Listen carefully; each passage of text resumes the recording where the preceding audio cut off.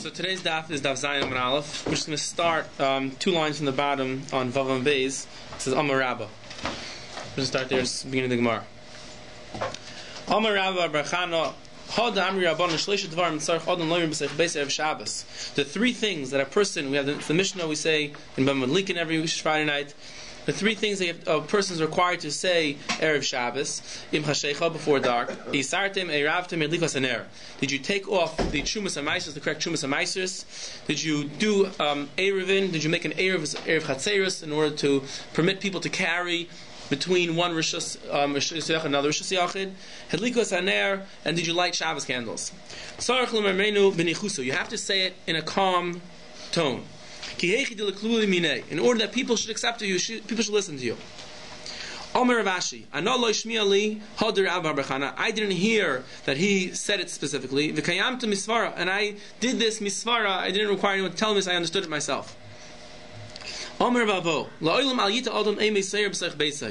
A person should not instill excessive fear in his house. The people should be scared. Because there was a great person who did this. He instilled a lot of fear in his house, and they fed him a big thing. The Gemara is going to explain what this is. Umanu, who was this person? Ben Gamliel. Asked the Gemara, is it really saying that they actually fed him? Did he actually end up eating this food that was aser? Now we know that the animals of tzaddikim, HaKadosh Baruch Hu does not allow them. They don't end up eating aser food. Tzaddikim atzman lekol shekain. How much more so that a tzaddik himself could be able to discern if something is aser. And the Gemara is referring to the story of the donkey of Rav Pinchas ben Yair, who was taken by bandits, and the bandits were trying to feed it aser food, and the donkey would not eat. And finally they let it go, and it came home. And when it got home, the children brought it some more food, and it still refused to eat. And Rabbi asked them, "Did you take off the correct Chumas HaMaisers?" And they told him no, so they took it off, and then the behemoth ate. So he said the animal is able to discern in the food if this food is aser food or if it is mutter food. So how much more so an actual tzaddik, if he has something in front of him, something on a plate, he could discern if this is kosher or not kosher. So we cannot assume that they actually ended up eating it. Elno, the Gemara says, "Bikshu la'achilu davar gadol." They tried to feed it to him. What happened was that there was the Gemara says, "Umayin, you know what was it? Avram Menachem, it was Avram Menachem."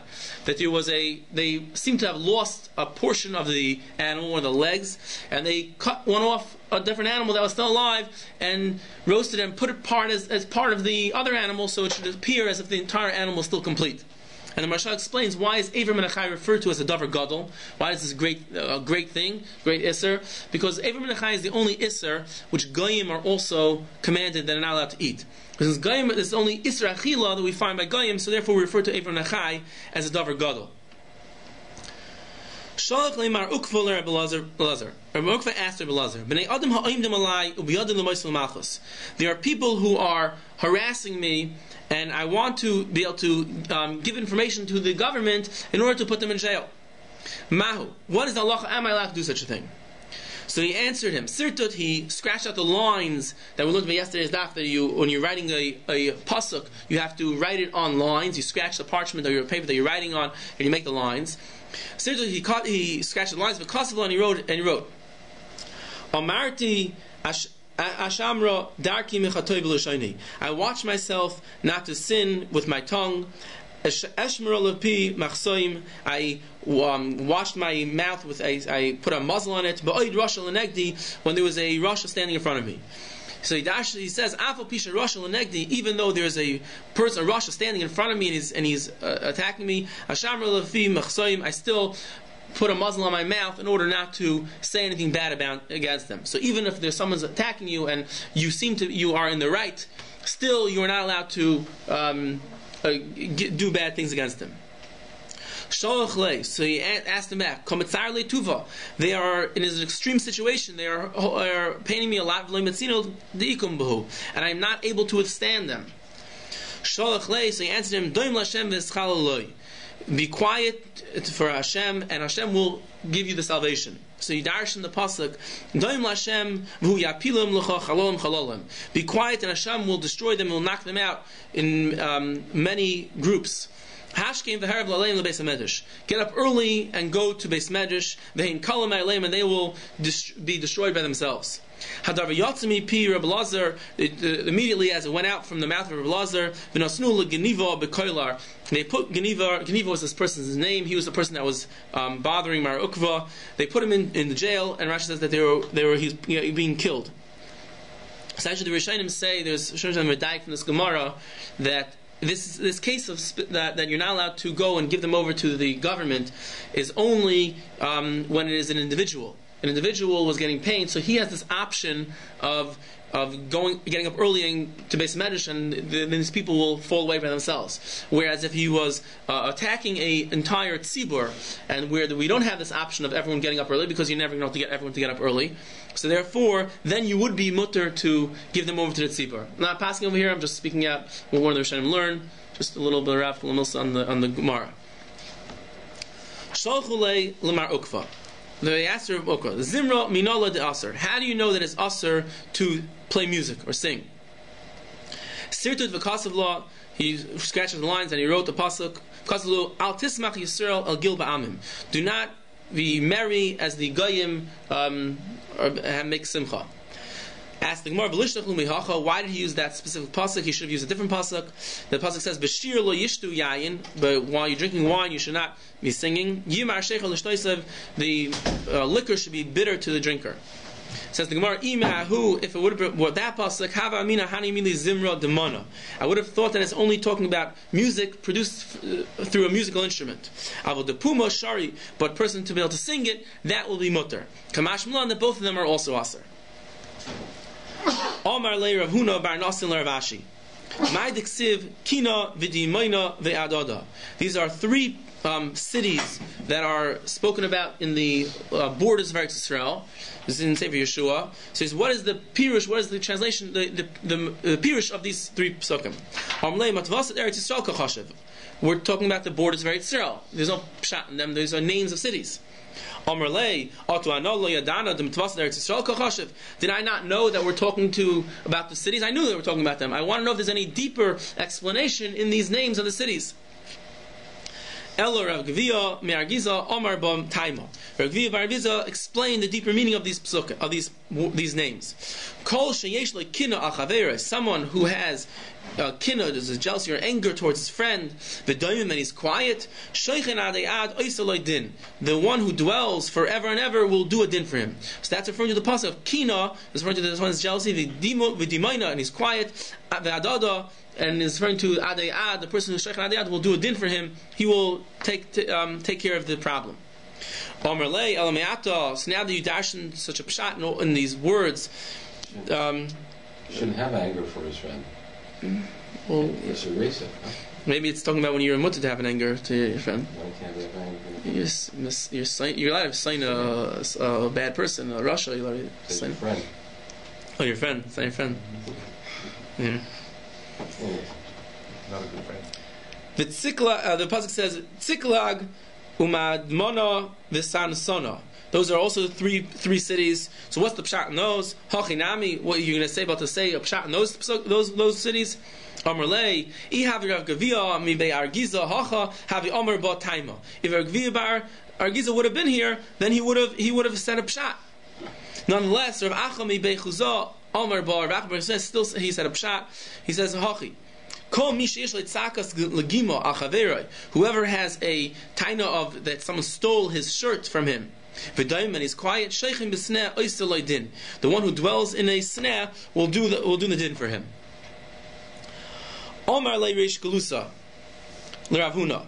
Rav Galusa asked Rav Huna, Kalila minalon de aser. How do we know that the crown of the chasanim is aser to wear? It's the din derabanan. The Tanan, the pulmos shal pesainus gozul al toris chasanim ve'ala iris. This is Gemara we had at the end of Saita, that when the Vespasian came up to Yerushalayim in those wars, they were geyser mishum the tsar and the churumbai and those times they were geyser for that they're not allowed to have the crowns on the chasanim, and the instrument, it was a tambourine, that you're not allowed to play that either by the chasanas. Adahachi kam Rav Huna lafnuya. Rav Huna left was by the Reish Klus's house. He got up to leave. Omer Rav Chizda.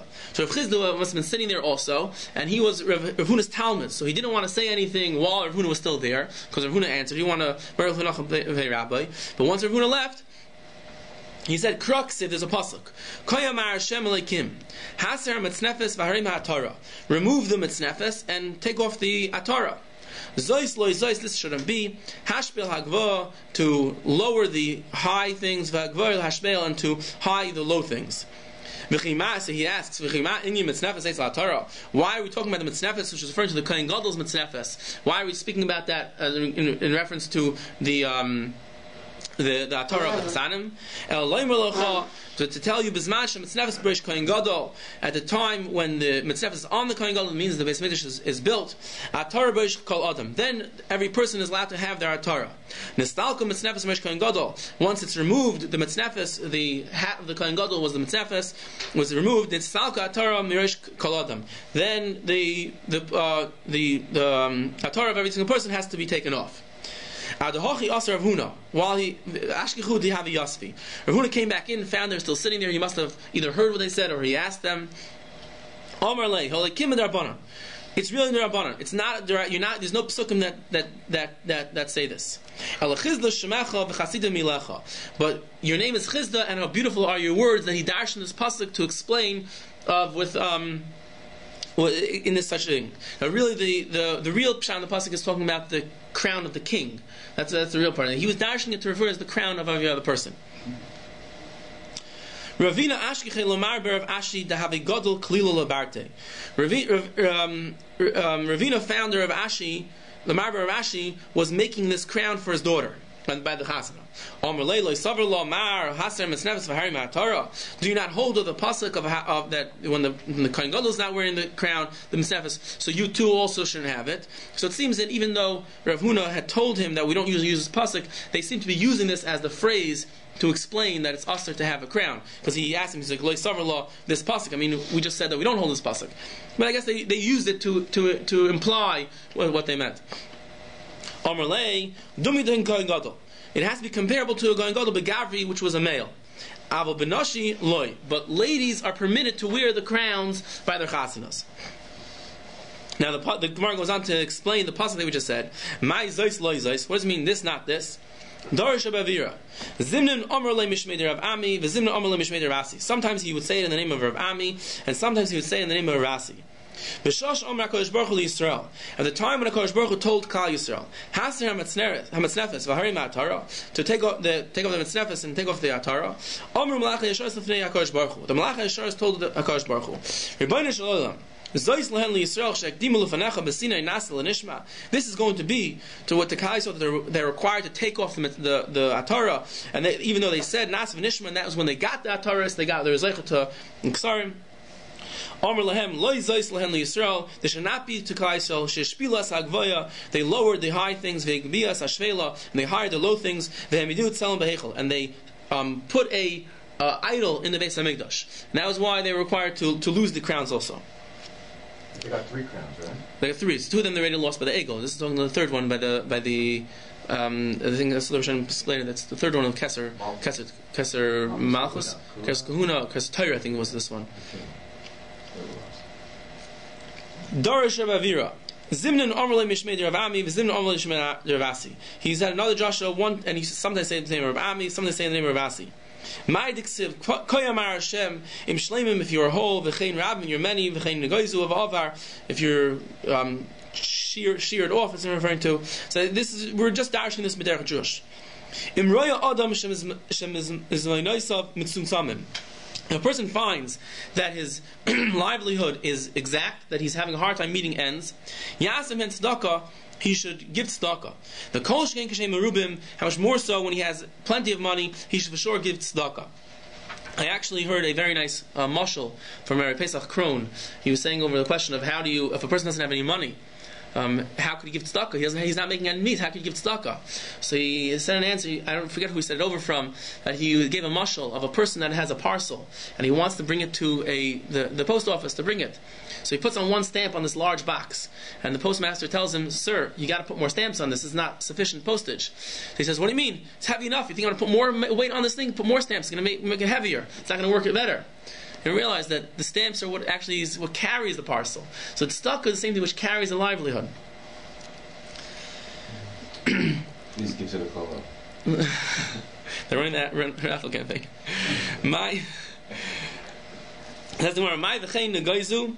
What is the it should be v'avar? That means that it's sheared off and chopped off and it'll pass through. Tana debei Rishmael. Anyone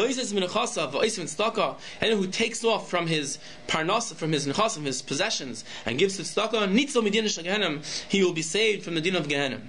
Mashal is a mashal to two sheep. They were passing through the water. One was shorn and one still had its wool on it. The one who did not have any wool on it was able to pass through because the water didn't weigh him down. The other one was sunk because it had too much weight on top of it. So too, he should take off the nechasim. If a person has too many possessions, worldly possessions, the din of Gehenna seem to tap onto those things. That's what it burns. But if a person doesn't have some worldly possessions, he'll be able to get through Gehenna easier. What does it mean?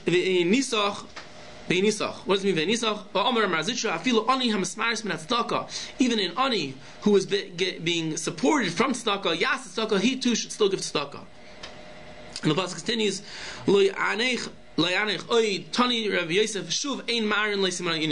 if a person will always give tzedakah, he will not have any more, he will not be poor anymore. Now the Gemara is going back to the Mishnah, where the Mishnah was saying the borders of where Eretz Yisrael are in order to what's considered Eretz Yisrael in order to say Fanachta and what's not. The Gemara said, the Mishnah said, Menachem Mizrach, and Menachem is Mizrach. It says Me'ashkel Darain and Me'akel Tzafain. Those are all the borders. So the Gemara is asking on the fact that we said the Aryai was the northern border. L'meimer asked the Gemara, the Aryai that's found in Eretz Yisrael, was Aryai the northern border of Eretz Yisrael? Kaima. Minu asked you a question. We have a Brisa, Mishnah, a Brisa, I assume, that if a person would walk from Aryai to Ksiv, Miyamino leMizrach, from the right and to the east, Hader Tameya Mishum Eretz Amim, the way the area is Tamei, called Chutz La'aretz, so Tamei to Tumas Eretz Amim, Uptur min HaMaiser min HaShvius, and it's Potter from Maiser and Shvius. It's not part of Eretz Yisrael. Until he knows from a baki that it's chayeves, meaning that really the original path was a straight line, or at least was on the border, and unless you find out that the path had changed at a certain point, and a baki tells you that the path may have moved over, so now there's the part is different. From the left and to the west, it's tar because it's part of Eretz Yisrael. The chayeves of Meiser v'Shvius, and it's chayiv in Meiser and Shvius ad sheyodu l'chashi p'tura, until you know that it's potter. Ad heichon, how far north are you going? So obviously you're walking north, because if your right is to the east and to your left is to the west, then obviously you're walking in a northern direction. So ad heichon, until what point is this? Ad kziv, until kziv. Rabbi Shmuel bar Rabbi Yasi omer mishum aviv ad lav levoi, until lav levoi. So obviously from this brisa we see that Aryai was not the most northern city, because you're traveling from Aryai in a northern direction, and your right is not Eretz Yisrael, and your left is Eretz Yisrael. So obviously it's not so far north. And it says the Gemara, there was a small strip of land that went up from Aryai, even though Aryai was the most northern city. There was a little strip of land that went up, so we're just referring to that strip of land. You were walking along that little path. The left was Eretz Yisrael, and the right was Eretz Yisrael. Ask the Gemara, is this how you give borders? You talk about lefts or east and west. So the way Rashi asked the question is that, excuse me, the Rashi asks the question that you don't have to tell you borders of small little strips of land. You don't have to talk about those small strips. Taisus explains it that you don't refer to a small strip as being east of or west of, even though we do Bathurst and west of Bathurst, east of Bathurst, but you don't seem to use small strips of land. You have to use a large, like a city. You say east of or west of. You don't refer to a small path as east of or west of. What happened to Tyre? That went all the way up into southern Lebanon, Tyre. Well, I think this is referring to BAYT. BAYT, talking about it's not. That's why. Because Akka, presently Akka, if Akka is that same city, it's a port city. It's on the thing, right. But it's by far not the most northern city. Yeah, it went all the way up into Lebanon. Raizel proper went all the way up there. So I think it's referring to BAYT. Yeah, there's all BAYT where they didn't capture. Exactly. So answer the Gemara in Kronami of Simanim. There was a pasuk that also gave the Simanim in such a way. The Ksiv, Vayomru, this is referring to after Pelegish Begiva, where the entire Shevet Binyamin was almost completely wiped out. There were 600 people left, the whole thing. So they wanted to repopulate Shevet Binyamin. After they really made a Gzeira that no one's allowed to marry into Shevet Binyamin, they're not allowed to give their daughters to Shevet Binyamin. And they basically completely wiped out all the ladies from Shevet Binyamin, and only 600 men left. So they wanted to try to repopulate the Klal Yisrael, tried to repopulate them. So they captured. There was one city that didn't come to part of the Milchama, so they captured them, and they took the ladies from that city, but there's only 400 of them. So they were still short 200 wives for these remaining people of Shevet Binyamin. So they gave him a suggestion that they should go up to Shiloi, and there the ladies would come out into the vineyards, and they should capture ladies, to at least 200 of them, and bring them back to their cities. And they said that if the men, the fathers and the brothers come to complain to us, we're going to tell them, don't worry, you weren't over the neder because you didn't give them willingly, they took them forcibly, and that was the way they were trying to repopulate Shevet Binyamin. So in giving them instructions on how to get to Shiloh, they told them, when they said, Hine Chag Hashem b'Shiloi, miyom yom ima, every year there's a Chag in Shiloi, Asher mitzvaynu leBeis El, it's north of Beis El, Mizracha Hashemesh to the east, LaMasila of the path of Olam miBeis El Shechema, from the path that goes up from Beis El to Shechem, Uminega l'Levayna, and it was south of Levayna. It was the east of the path. So you see that the pasuk also gives the directions of east of a path. Says the Gemara weiter.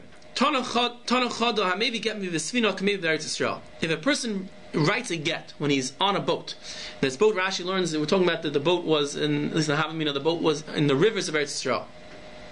He's on a boat. So what status does this boat have? Is this boat considered in Eretz Yisrael, or is the boat not considered in Eretz Yisrael? One brisa says that if a person writes a get on a boat and he brings it to Eretz Yisrael, it's considered like he came from Eretz Yisrael. Another brisa says it's considered like he brought it in Chutz La'aretz. It's not a contradiction. There's a machlekes of Yehuda Rabbanan, as the Gemara is going to explain. The Tanan we learned in the Mishnah. Offer Chutz La'aretz haba b'sfina la'eretz chayiv ma'aser shvius. If you would have dirt from Chutz La'aretz on top of a boat, the Rishonim say it's not specifically Chutz La'aretz, regardless of it's Chutz La'aretz or it's Eretz Yisrael. It's the same halacha. If you plant something on top of a boat, and the boat is in Eretz Yisrael, it's chayiv in ma'aser v'shvius. It would be chayiv in ma'aser. And Rashi says we're talking about over here. Usually we know the halacha is about otzitz nokov. If you have a pot which has a hole in it, the only way you usually know that the nutrients are the plant derives nutrients from the ground is only if there's a hole in the bottom of the pot. Whereas if the pot was sealed in the bottom, it wouldn't be considered. So a boat, obviously, you can't have a boat that has a hole in it. That's not going to help us too much. So the Rashi says we're talking about a boat that was made of cheres. It was made of earthenware. And earthenware pot also has the same halachic status of a otzitz nokov. Even though there is no hole, it's considered like it has a hole and it could derive the nutrients. So we have this earthenware boat, and you plant something on top of it. So the Tanakama, the Bride says that if you have this earthenware boat in the waters of Eretz Yisrael, it's considered deriving nutrients from Eretz Yisrael, and it'll be chayiv in ma'aser shvius. Rabbi Yehuda says, Masai, when is that halacha true? That the boat is considered that it derives nutrients, when it is dragging, it is on the bottom, and is sitting on the riverbed, so therefore there's no hefsek between the boat and the actual land. But if the svina is floating in the water, potter, then it's going to be potter from Shumas Amaisis. So therefore, that's the machlekes of this boat. If you bring a get from a boat in Eretz Yisrael, the same halacha. The Tanakama would hold that since the boat is chayiv in maisus, it's also considered like Eretz Yisrael, and Rabbi Yehuda will hold that the boat is not chayiv in shumas maisus, so it's not considered like Eretz Yisrael. And why do we care about shumas maisus to gittin? It really has no seemingly comparison between the two different halachas. The reason is because if the boat is chayiv in shumas maisus, so then it looks like it's Eretz Yisrael, whereas the boat is not chayiv in shumas maisus, so it looks like it's not Eretz Yisrael. So therefore, we would require you to say Fanechem. Whereas if you Chaim Shumas Maisus, then it looks like it's so we would not require you. Aryai Omer, Hava Rabbi Yehuda. We can say that even both prices of whether you're required or not required to say Fanechem is both Rabbi Yehuda. One time we're talking about when the boat is resting on the riverbed, and one time we're talking about when the boat is not resting on the riverbed, and therefore Rabbi Yehuda would hold that it's not considered like Eretz Yisrael. Omer Reb Zera, Otzitz Nakuf, a pot that has a hole in it. Hamunach al Gabi Yisayis, which is standing on top of poles, which is on top of some sort of stand. Banu l'machlekes Rabbi Yehuda v'Rabbanan. That comes onto the same machlekes of Rabbi Yehuda and Rabbanan of whether or not something is allowed to be like a boat was allowed to be floating, or the boat had to be sitting on the riverbed. Amarava dilmalahi. Really, maybe it's not true. It's not the same machlekes. Ad kan loikam Rabbi Yehuda hasam. Rabbi Yehuda only required it that if the boat was floating, that he goes not Eretz Yisrael, and if it's down on the floor, that it is considered Eretz Yisrael. Ela b'svina hasuy levrayach, because the boat moves around, floats around. Al otzitz shein hasuy levrayach, the boat doesn't move around at all. So then even Rabbi Yehuda would be masking that even though it's not touching the ground, it would still be considered like Eretz Yisrael and would be chayiv maisus. But inami ad kan loikam Rabbanan hasam. When did the Rabbanan allow you to have the boat floating in the water and not touching the ground? Ela b'svina delei mafsek avira. Though when there's no the mayaki ar smichta damya, because the water is like ar smichta, it's like the ground is like considered right there. So therefore they allow it to do it. Whereas aval otzitz the mafsek avira loy, but this pot which has there's airspace separating it, so there he wouldn't allow. He would also agree. They would also agree that you would not be chaim shumas maisus. Now we're going to stop over here.